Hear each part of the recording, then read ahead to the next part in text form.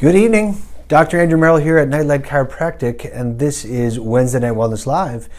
It's a video that I do every single week here from downtown Orlando that kind of highlights the questions and concerns we're getting from our patients, our family, our viewers, about kind of the state of affairs. And so here we are.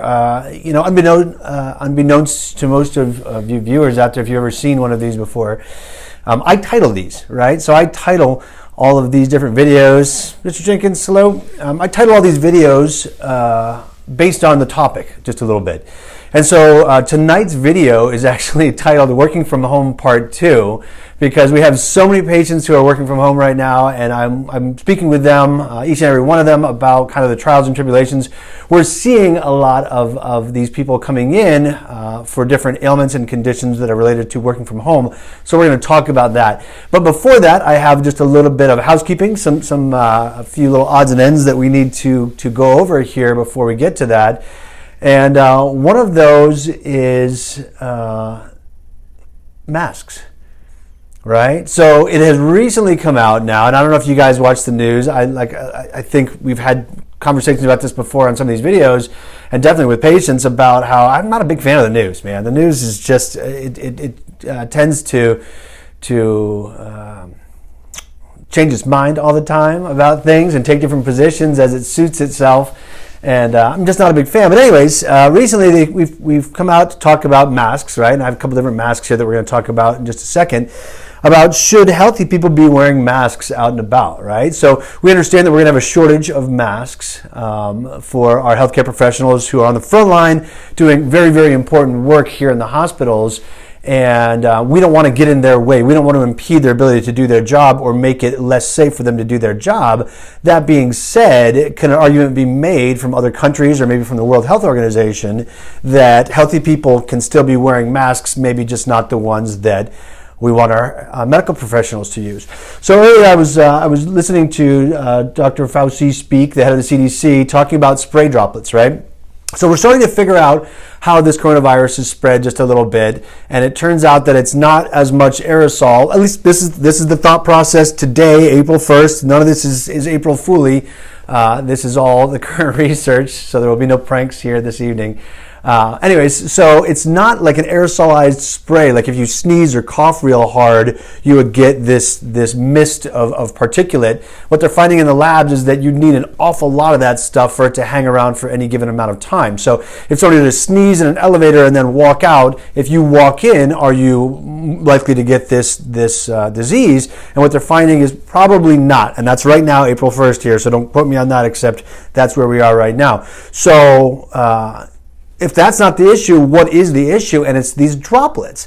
Now, when they're talking about droplets, they're talking about larger particulate that when you sneeze might land on a surface that then somebody else touches that surface and then touches their own face. And that's the issue right now, and that's why we started, this whole thing started even before social distancing. I don't know if you guys remember. It seems like it was years ago. This was like a week and a half ago. This was 2 weeks ago that we were learning how to wash our hands. Right? And then you have social distancing, and then whatever we're on to now. But what we started with was wash your hands, because it was the droplets that were getting on the hands that were then getting onto your own face. So Dr. Fauci still seems to think that it is because of that we're spreading this, so we need to continue to avoid how that is transmitting. But what they're talking about now is, why can't we use masks that would not be fit for a medical establishment, would not be fit for like a emergency room type setting, because they don't protect as well as these N95 masks? Why can't the general public be wearing some of these masks to avoid spreading those droplets? So it's not going to take the place of social distancing. It's not going to take the place of hand washing, but it's one more thing that now a few different outlets, including the World Health Organization, is recommending that we do to help stop the spread of this. So that's kind of my position right now. And now, understand, I don't want to use up any of the masks that a medical professional would use, so I do not recommend going out and finding or grabbing one of these N95 masks. Don't do it. If it says N95, leave it right wherever you find it, or donate it so that somebody else can use it in an emergency type situation. But here's my thought process, and I wrote this down because I want to make sure that I explain this one. if by wearing a mask, I can prevent one case from going to the hospital, maybe that saves hundreds of gloves and masks and medical personnel's time, right? I mean, isn't that a fair argument to say that if we can prevent the patient ending up in the emergency room in the first place or in the hospital in the first place, that you use substantially less masks and gloves and equipment? That was my argument. I want to hear your thoughts. So if you're watching this right now and you're listening to me talk about this, tell me, what do you think? Are you going to wear a mask out? Are you going to follow some of these other countries' leads and start wearing a mask everywhere you go, or when you're out in public? Because you're not supposed to be going out very, very far, right? I mean, I think Orange County here, actually all of Florida, I believe, we just got put in a kind of stay-at-place quarantine. Not supposed to leave your house except for groceries and emergencies and medical visits and whatnot. So what are you going to do? Are you going to wear the mask if you have to go out? Are you not going to wear the mask? I want to hear other people's thoughts on this.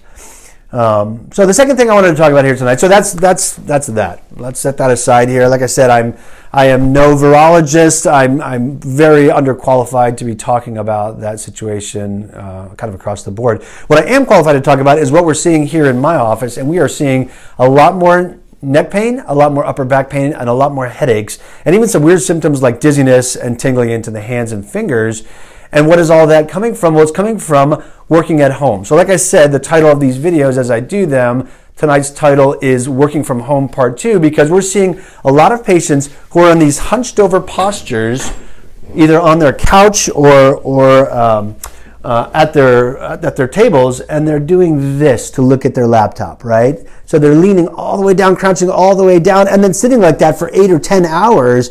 And then what's happening is they're getting stuck like that, and then they're having to call so that they can come in to see us. And it's not good for you. So what are we going to do about it, right? So first, let's talk about why that flexion posture is so bad for you. So very well studied in the research. It's called forward head posture, when your head starts to move all the way forward like that. And my contention, and I was having some trouble finding this in the research, and I always like to go by the research, but I had some trouble finding this, is that when you're in that forward head posture, you're actually moving into a sympathetic type response, right? Your nervous system is flipping over from being calm and at peace, and it's going towards you being ready to fight a tiger or run away from a tiger. So I had trouble finding exactly that in the research. What I did come across, some good studies that talks about that it increases your blood pressure and it increases your heart rate when you go into that forward flex posture. I mean, that's no way to be for hours and hours at a time if that's your normal work day. So I'd argue being in that flex posture is pushing you into a sympathetic state, which then in turn is increasing the amount of pain that you're feeling. But also it's not doing anything good just mechanically for your neck and back and posture. So what are we going to do to untangle this mess? Because when you're in that posture for too long, it starts as neck pain and upper back pain. It transitions into headaches, which then can potentially cause dizziness. And then as the nerves are compressed in your neck, it'll cause numbness, tingling that goes all the way down into your hands and fingers. So it's not just work, right? So I'm having patients who are doing the work on the laptops and getting this, but also people are like falling asleep on their couch watching Tiger King. You know, people are playing a Candy Crush marathon or whatever the latest game is on the phone, marathon, or Facebook marathon, and ending up in that flex posture. We need to untangle that mess just a little bit, and we're going to talk about a couple different things that you can do right now to kind of untangle that. So first, we're going to do some pec stretches, right? You're going to get in a doorway, you're going to put your arms up, you're going to stretch forward so that it opens up all of your pec muscles. We're going to do some chin tucks. So sitting right there, if you take your finger and push it straight back, your chin will move backwards. If you look at it from this standpoint, if I move my chin forward and then push it straight back, we're trying to do those chin tucks. That's going to help to reinforce the way that your neck is supposed to be aligned with your upper back. So it's important to do those chin tucks. Let's see, my favorite neck stretch is one that helps to open up these sternocleidomastoids. You have a muscle that kind of goes from back here behind your ear, and it comes down and connects to your sternum and to your collarbone, and it gets really tight, and that reinforces that forward head posture. So what we're going to do, you're going to take and tip your head to the side. You're going to hold it right there. You're going to take your opposite hand and palm facing out, and then you're going to try and reach towards the floor, and you can see my shoulder move there. Does everyone see my shoulder moving there? What that does is it's stretching there, and so then you can alter the stretch by looking up or down. So you're not yanking on your head, you're using the opposite hand to do that stretch. I recommend doing that, a few times throughout the day if you're going to be using your laptop. More importantly, we want to get your laptop up. So if you get an external keyboard and mouse, what you can do is type down here, but look up here as opposed to looking down here. So get yourself an external keyboard and mouse, and that's going to help to make sure that you are looking up all day instead of that flexed down posture. So one of the other things, and this information actually, if I don't know if you've ever seen one of these or who's watching here tonight, but if you've ever seen one of these videos, all of this information, or almost all of this information, can be found a few different places. So you can find these videos on our YouTube channel. You can find most of this information at nightlightchiropracticonline.com. You can also find it at nightlightchiropractic.com in our blog section. So it's all over the place.